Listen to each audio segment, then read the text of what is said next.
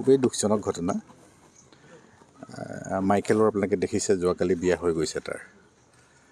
ৰাতি সি তাৰ ৰুমতে যেতিয়া এইটো স্পাৰ্ক কৰা দেখিলে ছুইচ বৰ্ডত, সেই ছুইচ বৰ্ডত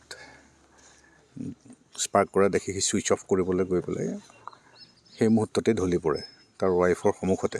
ৱাইফে প্ৰত্যক্ষ কৰি আছে আৰু বিয়াৰ পৰ্ব শেষ হোৱাই নাছিলে। আগফালে যথেষ্ট মানুহ আছিলে। হুলস্থুল শুনি পেলাই দৈমালু যিজন আছে, দৈমালু বাহিৰত বহি আছিলে। তেওঁ আহি পেলাই যিটো মেইন ছুইচ, তাত আহি পেলাই মেইন ছুইচত কাট আউটটো উলিয়াই কাটিবলৈ তেওঁ চেষ্টা কৰোঁতে তেখেতো সেইখিনিতে ঢলি পৰে। আৰু ইফালে আপোনালোকে দেখিছে এই নাতি দূৰত ঘটনাস্থলীৰ পৰা বিয়া ঘৰৰ পৰা 50 মিটাৰ আঁতৰত বিজয় ঘৰতো এই একেই ঘটনা। বিজয়ো শুই আছিলে। শুই থাকোঁতে ছুইচ বৰ্ডত স্পাৰ্ক দেখি পেলাই মোবাইল চাৰ্জত দিয়া আছিলে। তেখেতো এৰুৱাবলৈ আহি তেওঁ তেখেতৰ পৰিবাৰৰ সন্মুখতে ঢলি পৰে।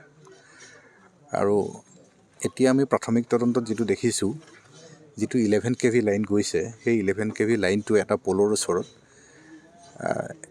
এটা লাইন ছিগি পেলাই যিটো ইয়াৰ ছাৰ্ভিচ লাইন যিটো আছে ছাব লাইন, তাত আহি পেলাই পৰিলেহি। ফলত যিমানখিনি এইখিনিত আশে পাশে যাৰ যাৰ ঘৰত ইলেক্ট্ৰিকেল কানেকশ্যন আছে, ইলেক্ট্ৰিচিটি, চবতে এই বস্তুটো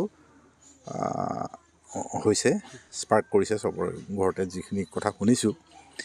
কিন্তু এইটো মাজনিশা হোৱাৰ কাৰণে আমি তিনিজন আমি হেৰুৱাইছোঁ। হয়তো এইটো দিনৰ ভাগত হোৱাহেঁতেন আৰু ডাঙৰ ঘটনা ঘটিলহেঁতেন। এতিয়া আমি চাওঁ কি কৰোঁ। বাকী যিখিনি যাৱতীয় কাম, তিনিজন বৰ্তমান আমাৰ কাজলগাঁও হস্পিটেললৈ অনা হৈছে। তাতে আমাৰ এটা টীম তাত লাগি আছে।